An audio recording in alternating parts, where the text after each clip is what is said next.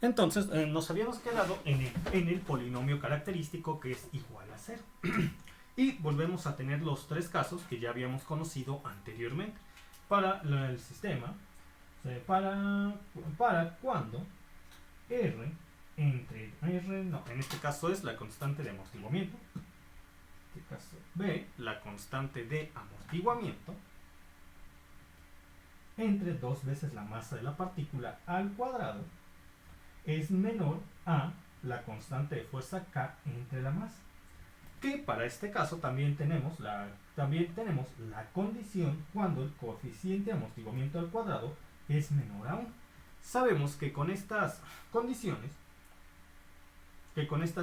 tenemos el sistema poco amortiguado o subamortiguado.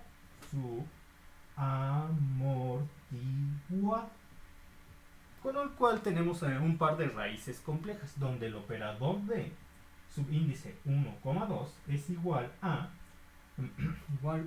menos el coeficiente de amortiguamiento al cuadrado por la frecuencia natural de oscilación más menos i de imaginario por la frecuencia natural de oscilación por la raíz cuadrada de 1 menos el coeficiente de amortiguamiento al cuadrado, bajo la condición en la cual b entre dos veces la masa elevado al cuadrado es igual a la constante fuerza K entre la masa, donde el coeficiente de amortiguamiento al cuadrado es igual a 1, tenemos el sistema críticamente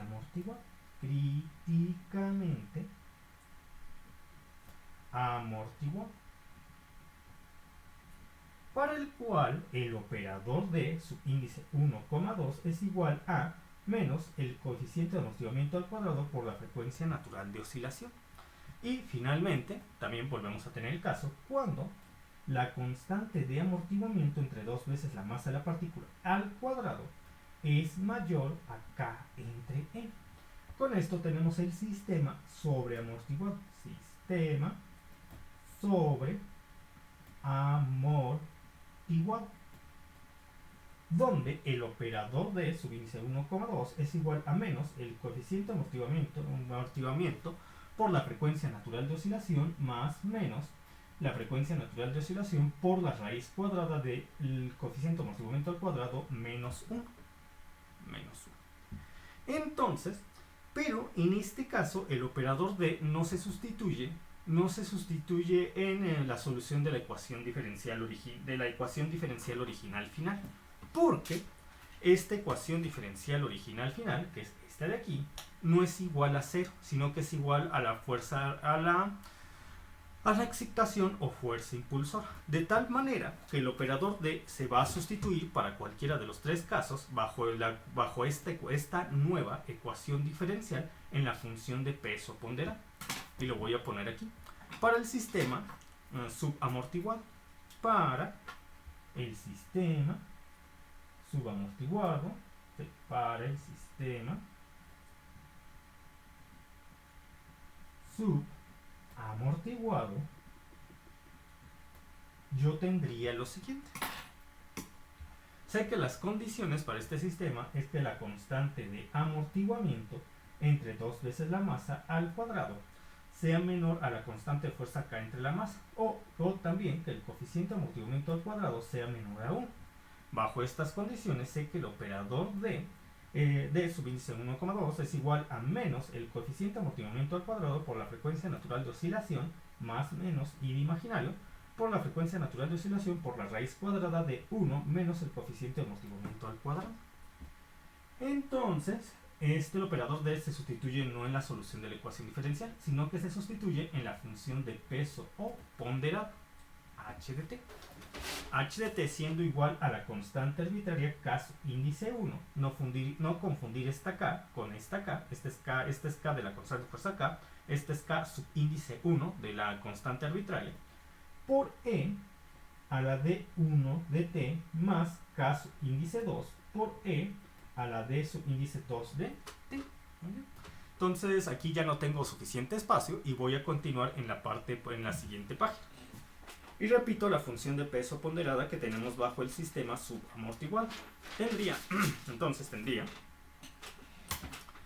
que h de t es igual a la constante arbitraria K subíndice 1 por e a la d1 de t más la constante arbitraria k subíndice 2 por e a la d subíndice 2 de t, k subíndice 1 por d más k subíndice 2 por d de 2 de t.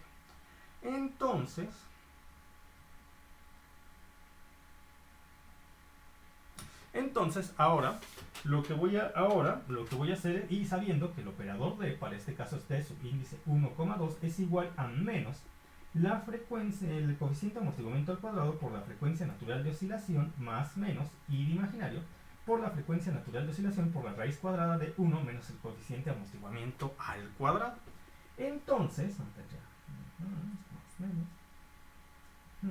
Entonces yo sé que sigma minúscula es igual a al coeficiente de amortiguamiento al cuadrado por la frecuencia natural de oscilación, mientras que la frecuencia natural amortiguada es igual a la frecuencia natural de oscilación por la raíz cuadrada de 1 menos el coeficiente de amortiguamiento al cuadrado. Entonces ya tendría que el operador d se expresa d subíndice 1,2 es igual a menos sigma más menos i de imaginario por la frecuencia natural amortiguada. Entonces, sustituyéndola en esta expresión, tendría que la función de peso o ponderada es igual al coeficiente constante k subíndice 1 por e a la menos sigma más i de imaginario. El d subíndice 1 se considera cuando el operador d tiene el signo positivo en esta posición, menos sigma más i de imaginario por la frecuencia natural amortiguada por t. Entonces, más k subíndice 2 por e a la menos sigma menos i de imaginario por la frecuencia natural amortiguada por t. Ahí está. Entonces,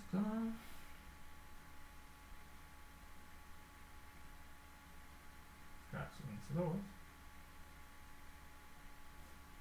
Ya está. Entonces, ahora lo que vamos a hacer es aplicar las condiciones iniciales. Para ello voy a proceder de la siguiente manera. Yo voy al igual que lo hice en los casos anteriores, voy a igualar el tiempo t a 0 para poder aplicar dichas condiciones iniciales. Con lo cual, la función de peso ponderada dependería al de t igual a 0. Entonces tendríamos 0 por todo esto sería e a la 0. E a la 0 es 1. 1 por k subíndice 1 es k subíndice 1. Más e a la 0 es 1 por k subíndice 2 es k subíndice 2. Para este caso, ya sabemos que la función de peso ponderada todas son iguales a 0, excepto la derivada de orden n a la menor, excepto la función de peso ponderada derivada, excepto la derivada de orden n-1 con respecto al tiempo de la función de peso ponderada cuando el tiempo t es igual a 0, sabiendo que el orden n es el orden de la ecuación diferencial original final. En este caso, el orden de la ecuación diferencial final sabemos que es 2, porque tenemos una ecuación diferencial original final de segundo grado. Entonces, la única derivada con respecto al tiempo de la función de peso ponderada cuando t es igual a 0 es la primera derivada. Las demás sí son iguales a 0, hasta la derivada de orden 0, que en sí no es aplicar una derivada. Cuando t es igual a 0, es igual a 0. De tal forma que sabemos que el coeficiente constante k1 más el coeficiente constante k subíndice 2 es igual a 0. Muy bien, ahora vamos a tomar de nuevo esta expresión y la vamos a derivar. Tendríamos lo siguiente. Derivada con respecto al tiempo de h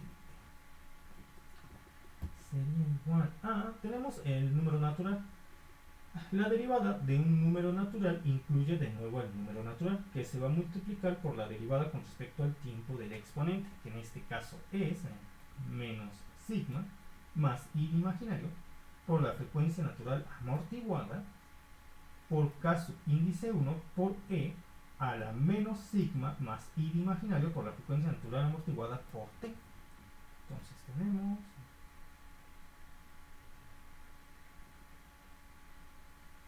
Ahora ya no tengo suficiente espacio aquí, continúo aquí abajo.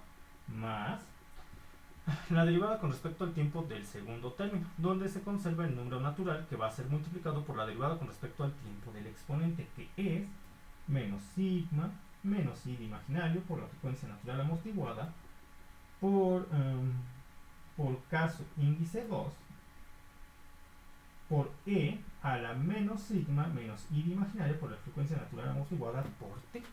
Ahora sí, voy a hacer de nuevo lo que hice la vez pasada, igualar el tiempo T a 0 para poder aplicar las condiciones iniciales. Entonces tendría la derivada con respecto al tiempo cuando h depende de t igual a 0 es igual a e a la 0 es 1 por k subíndice 1, k subíndice 1. Por esto de aquí, yo tendría menos sigma más i de imaginario por la frecuencia natural amortiguada por k subíndice 1 más e a la 0 es 1 por k subíndice 2 más menos sigma menos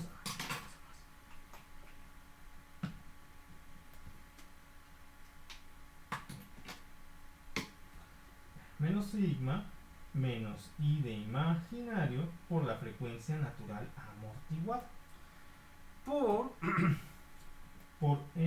k subíndice 2. Ahí está, por k subíndice 2. Ahora, ¿qué vamos a hacer? Ya me acordé. Entonces ya tenemos toda esta expresión. Y tenemos, pero aquí algo me conviene hacer más. Ya sé que me conviene. Miren, tenemos esta forma de expresarlo y podemos proceder a obtener de esta manera los valores de los coeficientes constantes que es k subíndice 1 y k subíndice 2. Pero hay otra forma en la cual los podemos obtener y de hecho nos lleva a resultados que se pueden definir de una mejor manera. Bueno, entonces voy a volver a esta forma para la expresión de la función de peso ponderada, pero utilizaré la forma de ¿qué? La forma de Euler, al igual que lo hicimos en las veces anteriores. Entonces tendría lo siguiente.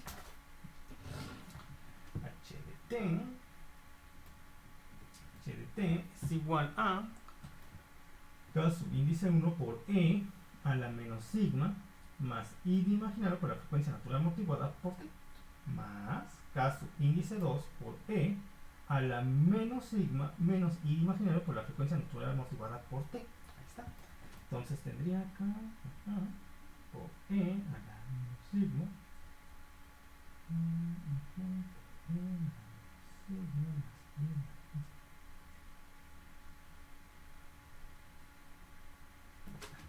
entonces esto es igual a h de t es igual a k subíndice 1 por e a la menos sigma t por el coseno de la frecuencia natural amortiguada por t más el i seno de la frecuencia natural amortiguada por t. Aquí ya no tengo espacio, continúo aquí abajo, más k subíndice 2 por e a la menos sigma por t por el coseno de la frecuencia natural amortiguada por t menos i del seno de la frecuencia natural amortiguada por t. Ya está. Entonces tendríamos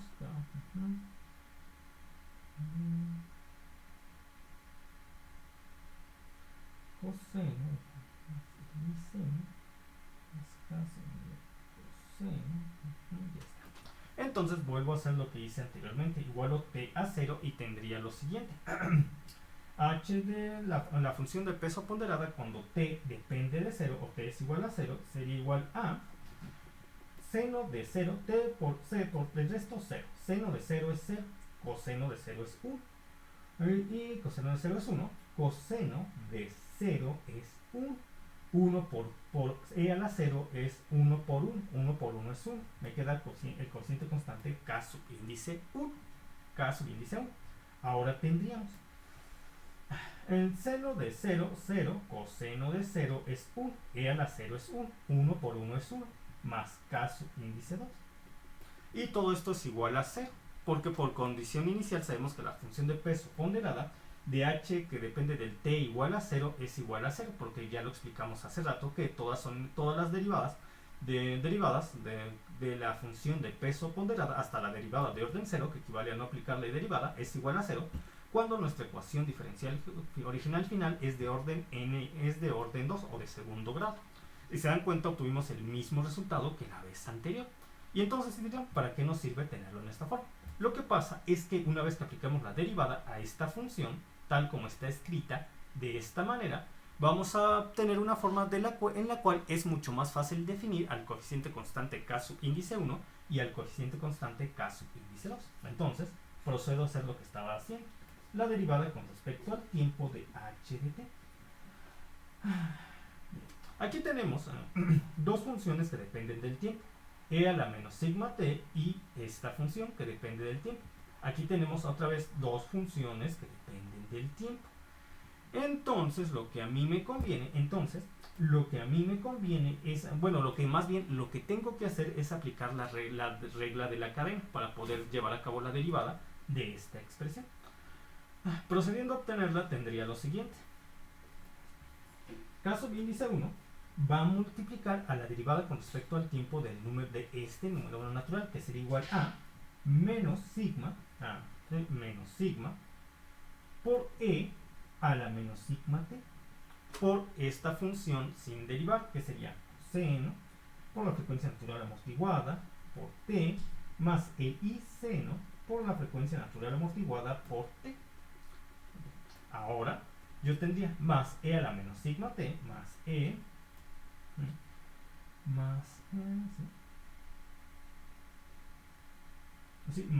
ahora voy a más e. Y no olviden que todo multiplica k sub índice 1. Lo voy a poner. Aquí ya no tengo espacio, continúo aquí abajo, más k sub índice 1, ahora por e a la menos sigma t, por e a la menos sigma t, por la derivada con respecto al tiempo de esta función, que sería igual a la derivada del coseno es el menos seno, en este caso sería menos la frecuencia natural amortiguada por el seno de la frecuencia natural amortiguada por t, más i de imaginario por la frecuencia natural amortiguada por el coseno de la frecuencia natural amortiguada por t. Ya está. Ahora falta derivar esta función y esta función, ambas dependiendo del tiempo. Vuelvo a aplicar la regla de la cadena. Ya no tengo espacio aquí, continúo aquí abajo. Más k sub índice 2 por la derivada de e a la menos sigma t, que es menos sigma por e a la menos sigma t, por esta función, por el coseno de la frecuencia natural amortiguada por t, menos i de imaginario por el seno de la frecuencia natural amortiguada por t, más, ya no tengo espacio aquí, continúo aquí abajo, más k sub índice 2 por e a la menos sigma t, e a la menos sigma t, por la derivada con respecto al tiempo de esta función, que es igual a menos la frecuencia natural amortiguada por el seno de la frecuencia natural amortiguada por t. Menos la frecuencia natural amortiguada por i de imaginario por el coseno de la frecuencia natural amortiguada por t. Y se cierra. Ya está. Ya está.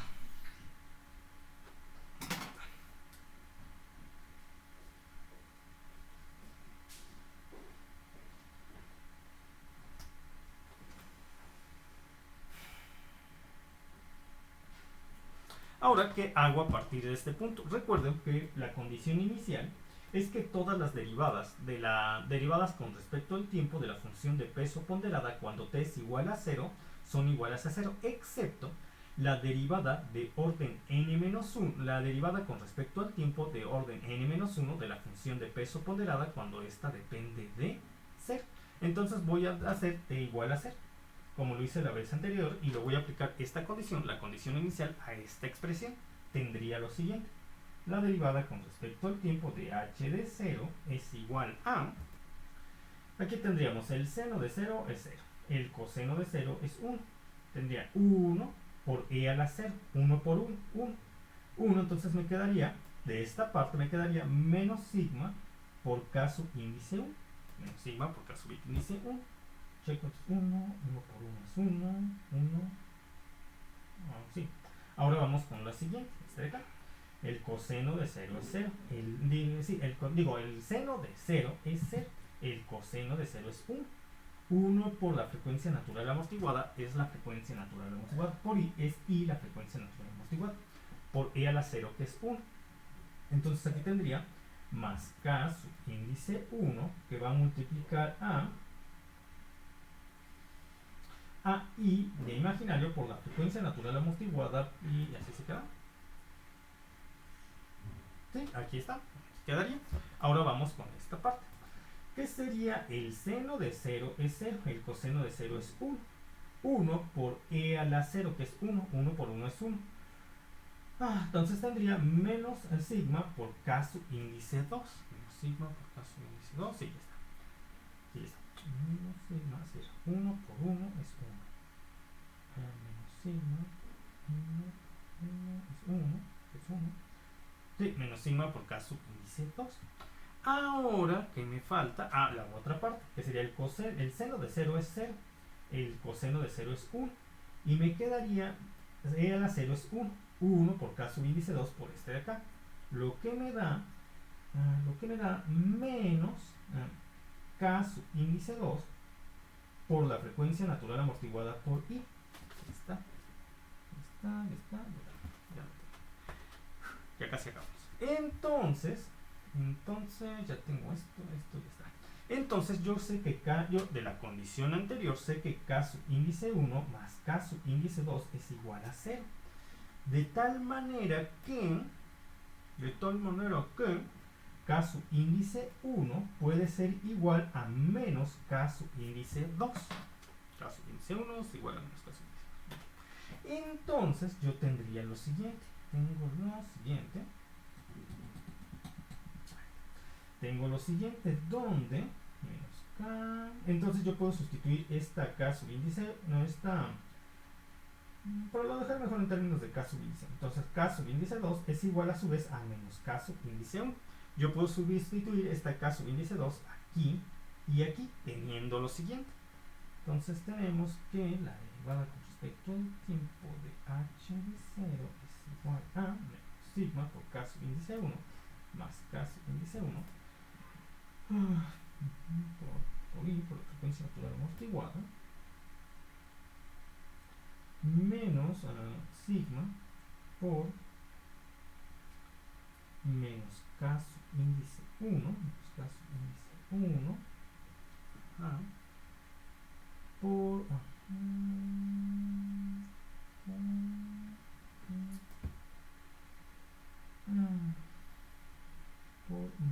k sub índice 2 por menos k sub índice 1 por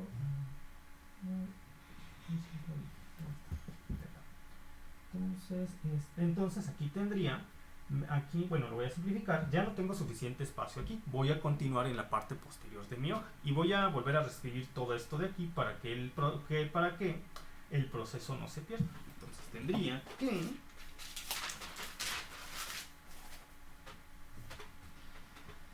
la derivada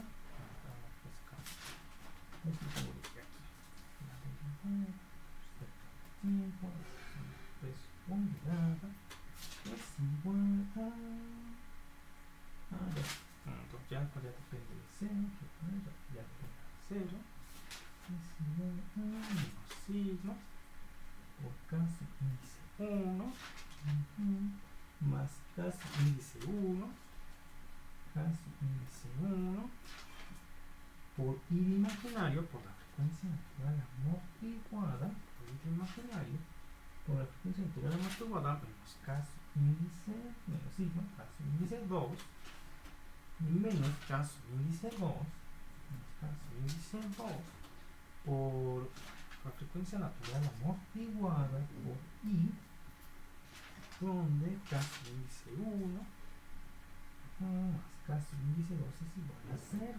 Entonces k sub índice 2 es igual a menos k sub índice 1, de tal manera que la derivada con respecto al tiempo de h de 0 ponderada es igual a menos sigma por k sub índice 1 más k sub índice 1 por i imaginario por la frecuencia natural amortiguada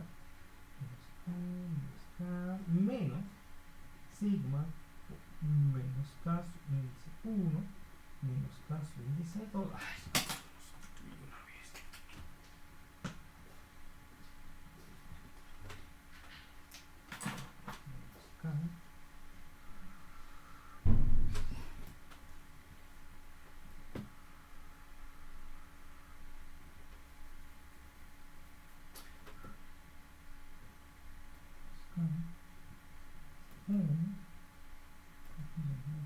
por i. Entonces tendríamos que la derivada con respecto al tiempo de la función de peso ponderada cuando depende de t igual a 0 es igual a menos sigma por k subíndice 1 más k subíndice 1 por i de imaginario por la frecuencia natural amortiguada menos por menos más sigma por k subíndice 1 y tenemos menos por menos más k subíndice 1 por la frecuencia natural amortiguada por i. Entonces tenemos estos dos son iguales pero de signos opuestos. Se anula.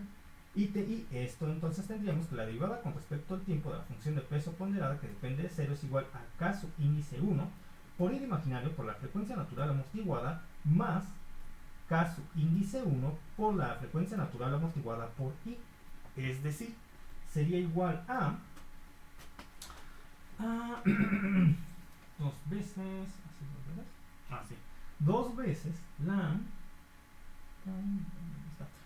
veces i por k subíndice 1 por la frecuencia natural amortiguada. Entonces 2i por k subíndice 1 por la frecuencia natural amortiguada. Y nosotros hay que recordar lo que les estaba comentando, que todas las derivadas con respecto al tiempo de la función de peso ponderada cuando t es igual a 0 son iguales a 0, excepto la derivada de orden la derivada con respecto al tiempo de orden n-1. Como sabemos que el orden de la ecuación diferencial original final es 2, entonces para este caso n-1 es 1, es decir, la primera derivada con respecto al tiempo de la función de peso ponderada es igual, que depende de t igual a 0, esta sí no es diferente a 0. ¿A qué es igual? Dicen que este tipo de derivadas serían iguales a 1 entre el coeficiente constante que esté multiplicando a la derivada de mayor orden en la ecuación diferencial original final. ¿Y cuál es la derivada de mayor orden en la ecuación diferencial original final? La derivada de mayor orden en la ecuación diferencial original final que estamos manejando es esta. ¿Qué coeficiente constante lo está multiplicando? La masa de la partícula. Entonces, esa derivada con respecto al tiempo de la función de peso ponderada cuando depende de 0 es igual a 1 entre la masa de la partícula. Con lo que ya podemos igualar esta expresión y esta expresión, de tal forma que tenemos que 2 por imaginario por la constante k subíndice 1 por la frecuencia natural amortiguada es igual a 1 entre la masa de la partícula. Muy bien. Y puedo despejar a k subíndice 1. Puedo despejarlo. Sí. Puedo despejar a k subíndice 1. K subíndice 1 sería igual a 1 entre 2i por la frecuencia natural amortiguada por la masa m. Entonces reviso que todo esté bien.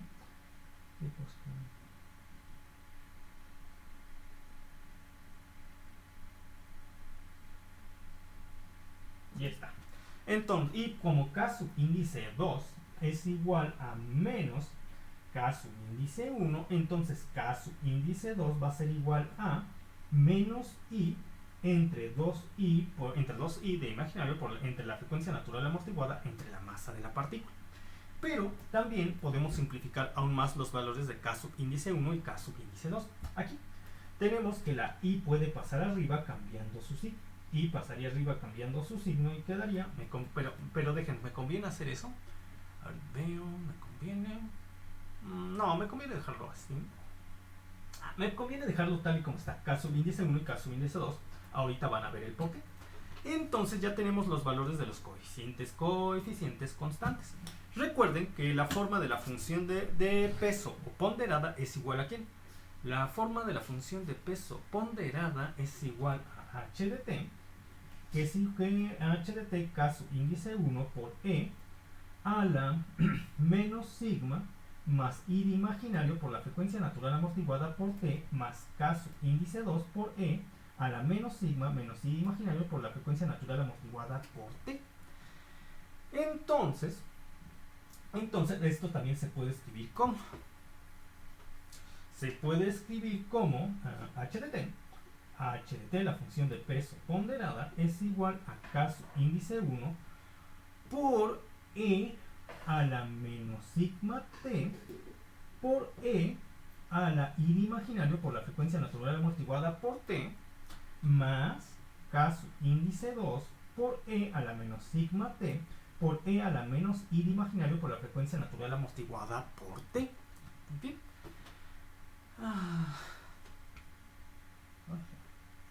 Está cansado. Entonces, ahora, y recuerden que miren, cuando nosotros multiplicamos E menos sigma por t, quedaría menos sigma t más I de imaginario por la frecuencia natural amortiguada por t. Sabemos que eso lo podemos escribir como E a la menos sigma t por E a la I de imaginario por la frecuencia natural amortiguada por t. De la misma forma que aquí podemos escribirlo como E a la menos sigma t por E a la menos I de imaginario por la frecuencia natural amortiguada por t. Entonces, de ambos términos puedo factorizar a E a la menos sigma t. Y tendría que la función de peso ponderada es igual a E a la menos sigma t por K sub índice 1 por E a la I de imaginario por la frecuencia natural amortiguada por t más K sub índice 2 por E a la menos I de imaginario por la frecuencia natural amortiguada por t. Donde ya sabemos el valor del coeficiente constante K1, que es igual a 1 entre 2i, 1 entre 2i, aquí lo voy a poner, 1 entre 2i, entre la frecuencia natural amortiguada entre la masa de la partícula, entre la frecuencia natural amortiguada entre la masa de la partícula, mientras que K sub índice 2 es igual a, lo mismo pero el signo negativo, menos i entre menos 1 entre 2i entre la frecuencia natural amortiguada entre la masa de la partícula. Dejen checo que no falte nada, porque luego hay errores por eso, porque nos comimos una letra, omitimos un paréntesis, cosas así.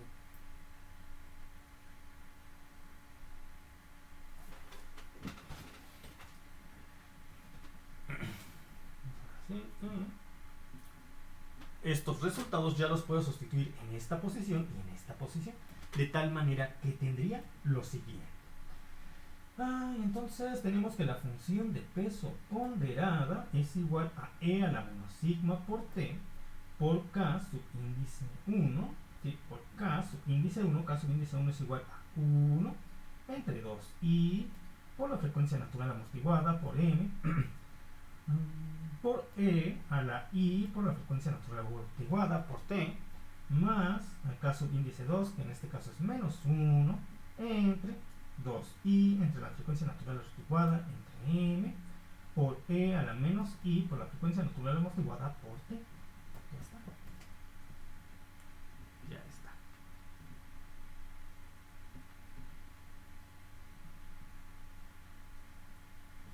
Ahora, ¿qué más voy? Ahora yo también puedo factorizar. Miren, el 1, tanto este factor del número natural como este factor del número natural están siendo multiplicados por el factor 1 entre la frecuencia natural amortiguada entre m. Entonces puedo sacar el factor 1 entre la frecuencia natural amortiguada entre la masa de la partícula. De tal forma que tendría lo siguiente. Entonces h de t, la función de peso ponderada, es igual a E a la menos sigma t entre la frecuencia natural amortiguada entre la masa de la partícula por E a la I de imaginario por la frecuencia natural amortiguada menos E a la menos I de imaginario por la frecuencia natural amortiguada por t entre 2 y ahí está. ¿Y cómo nos podemos asegurar que hicimos bien nuestra factorización? Muy sencillo. Si ustedes vuelven a multiplicar esto, bueno, a multiplicar el factor 1 entre la frecuencia natural amortiguada por m, por esto y por esto les vuelve a dar esto. Y tendríamos esto, en efecto, nos vuelve a dar esto. Y si ustedes multiplican el factor 1 entre la frecuencia natural amortiguada entre m, por esto, por este de acá, entre este les vuelve a dar esto. Y tenemos más por menos, menos, 1 por e es 1 por es nuevamente e, y este por este vuelve a ser este de acá, en efecto. Y como en efecto, si nos da, y el hecho de que 2i divida a ambos es porque en ambos casos el término de 2i divide a los números naturales e. ¿Hasta aquí alguna duda, pregunta?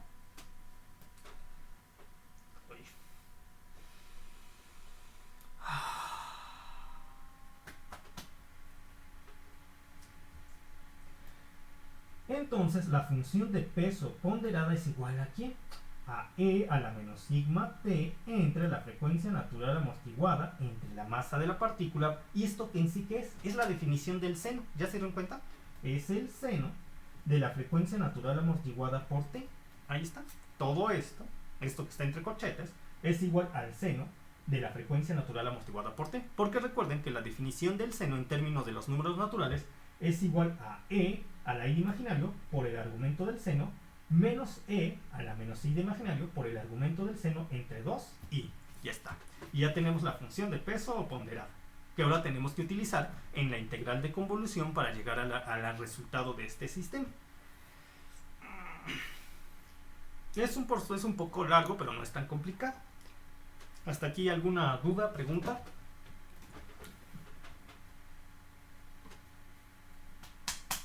Entonces, esta es nuestra función de peso ponderada que utilizaremos para diferentes casos, que a su vez aplican para el caso del sistema críticamente amortiguado, subaamortiguado o subcríticamente amortiguado, para el caso poco amortiguado o subamortiguado. Y dirán, ¿por qué? Porque en un caso hay otros casos. Porque miren, estamos en el sistema poco amortiguado o subamortiguado, pero a su vez este sistema puede depender de las diferentes formas de la excitación o fuerza impulsora. Es decir, que nosotros estando en el sistema subamortiguado o poco amortiguado, podemos esperar que la fuerza impulsora o excitación tenga a su vez diferentes formas, por lo cual para el tercer caso también tendremos diferentes casos, pero solamente vamos a ver los más interesantes e importantes porque por cuestiones de tiempo. Entonces vamos a suponer lo siguiente. Vamos a suponer que... ¿Cuánto tiempo tenemos?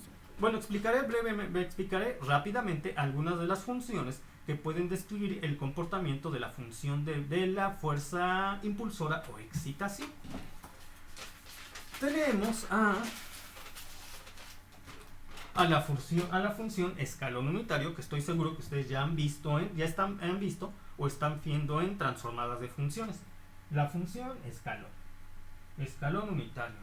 Sí, la función escalón unitario. Así se podría comportar la fuerza impulsora o excitación, como una función escalón unitario. La función escalón unitario se define de la siguiente manera. Se denota por la letra mu de h de t y se define como tiene un valor de 1 cuando t es mayor a 0. Tiene un valor de 0 cuando t es menor a 0. Cuando t es mayor a 0 y cuando t es menor a 0. Ahí está. De tal forma que su gráfica sería la función escalón unitario para c de 0 en el semiplano derecho tiene un valor de 1 y esta sería su gráfica. Muy bien. Ahora también tenemos a la función impulso unitario.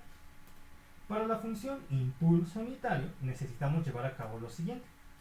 ¿Qué pasaría si ustedes quisieran derivar con respecto al tiempo a la función escalón unitario?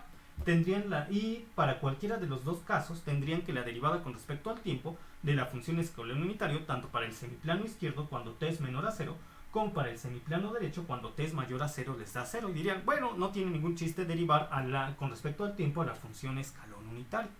Pero no hemos definido esa función en t igual a 0. Para ello tenemos que proceder de la siguiente forma. Entonces ya sabemos que la función escalón unitario gráficamente se ve así. Tiene un valor de 1 para el semiplano derecho cuando t es mayor a 0. Tiene un valor de 0 cuando t en el semiplano izquierdo cuando t es menor a 0. Entonces, esta es muy difícil. ¿Qué pasaría si yo traslado esta función escalón unitario un intervalo de tiempo t? Se vería de la siguiente forma.